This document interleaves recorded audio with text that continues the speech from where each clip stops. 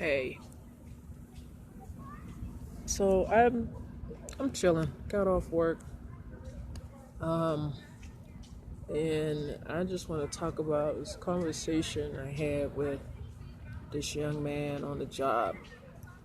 It seems to be a recurring theme, which is pretty interesting.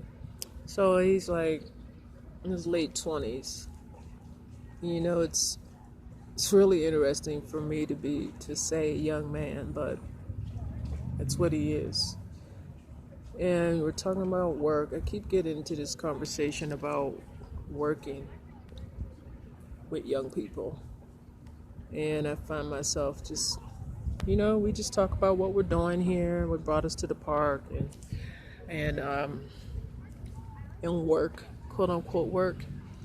And I just always I've been finding myself just really encouraging them to pursue what they really want to pursue when they're young.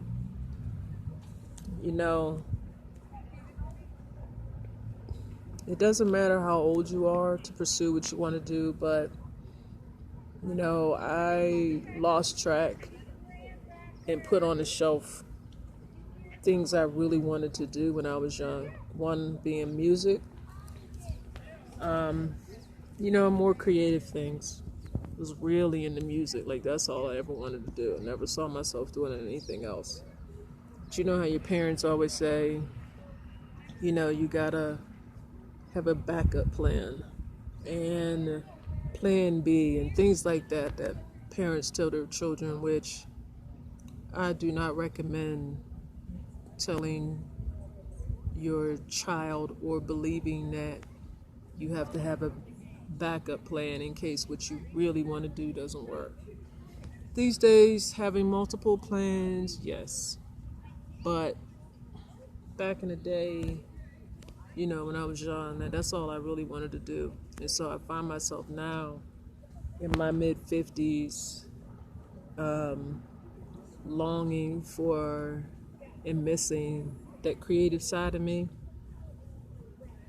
And like I told this young man today, like, time flew. They say that when you're young and you just have no concept of what that means. It flew.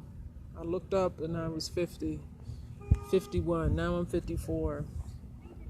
I'll be retiring, and I'm going to take early retirement. So in 8 years, 8 years, that's not a long time.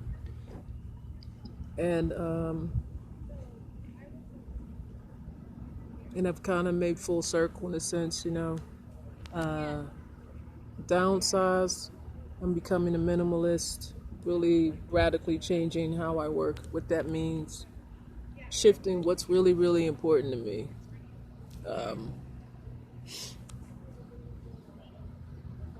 And work is not number one. That's what society says. That's how we've been trained. That's how we've been programmed since preschool to work and live second. Enjoy yourself. Put all those things second. This has been programmed for us to work, go to school, and at this late age in life. I think 70 is full retirement now. It might be 72, but that's crazy to me, and I really don't believe that that's God's intention for us to work that late. I believe He wants us to enjoy our life. And I know the past, I was in Philly 12 years, so I spent most of that time really, really working very, very hard just to pay bills. Looked up and I realized that I hadn't taken a vacation in a long time. I had stopped traveling like I really enjoyed traveling. Per my definition, I stopped living. And that's just not acceptable to me anymore. So that's why, made this radical change. those of you listening, and then subscribe to my YouTube channel and listening to this right now. You know, don't put off what you really, really want to do. I really, really believe this in my heart. Again, considering what's going on in the world, time is winding up. You know, we really need to do what's in our heart to do.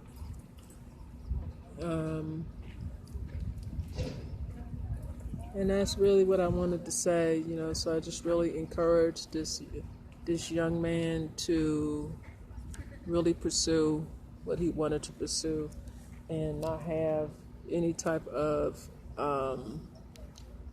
you know, just don't let other people define what work means. Don't let other people define what career means.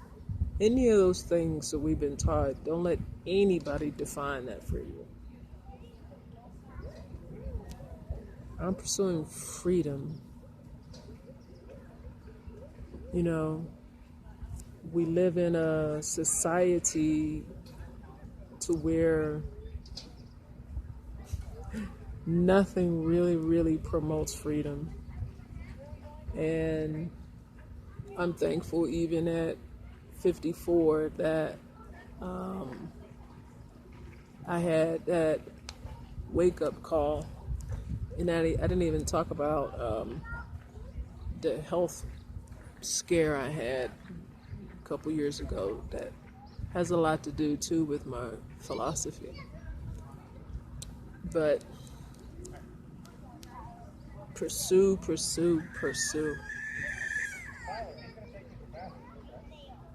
You can always modify. There's no perfect plan, but make a plan and walk it out.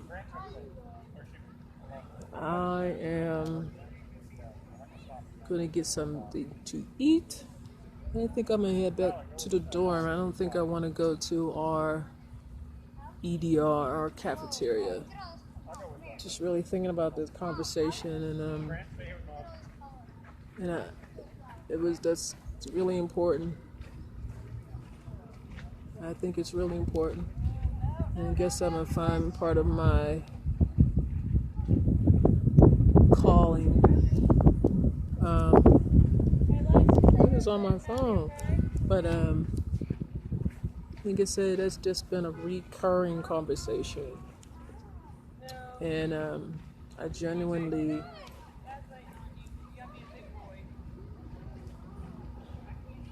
God, they're hurting the trees over there. Anyway, if trees could talk, they do, but not verbally.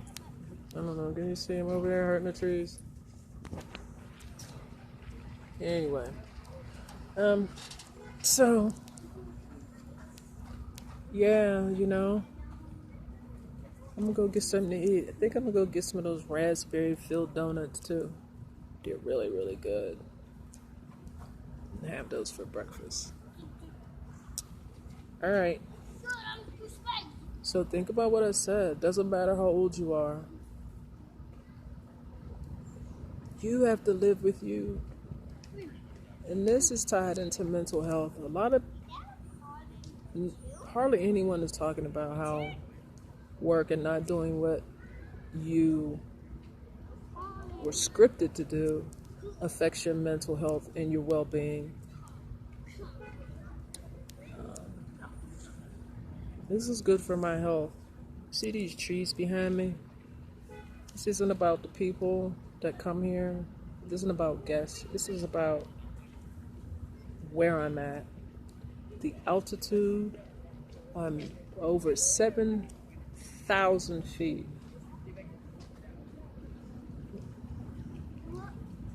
The air is just, the sky is just a blue. Let me see. See that blue? See that blue? That is blue. I don't see any chemtrails out here.